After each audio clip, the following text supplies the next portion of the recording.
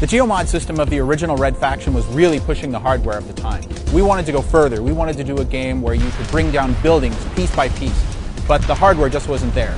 So when we started hearing about the capabilities of the PlayStation 3 and the Xbox 360, then we decided to reopen up the franchise with a whole new destruction system. As you're playing through other games that tout destruction, you'll find that what you're seeing in all cases is a special effect. When you get into Red Faction Guerilla, what you'll find is a true physics-based and stress-based destruction system.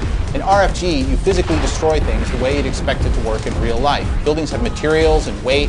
They creak and groan when they're under stress. They come down based on where the damage occurred. It is just based on a series of physical rules. Because we built the system in such a generic manner, you can do any number of different types of damage. They're going to get applied the same way. Everything that you do to cause destruction in the world is done because of where you place that charge, where that explosive round hit the structure. If you can pick out the structural elements on a building, place your charges appropriately, you're going to take that thing down much more easily than just with randomly placed charges.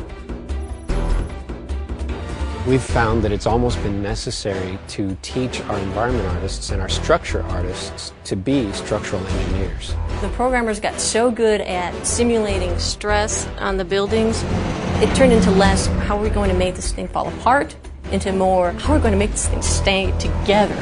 Say, for example, I have a two-story building that's just full of glass on the first story and then a cement wall above that, and then on top of that a roof and maybe a smokestack. If I don't create the appropriate infrastructure of I-beams and metal braces and firm foundation, I put this in game, it's going to fall apart on itself. Our stress system kicks in, the weight of the materials are calculated, the thickness of the materials all comes to play, and it just can't support itself. We become less and less just a 3D structure artist and more like architects.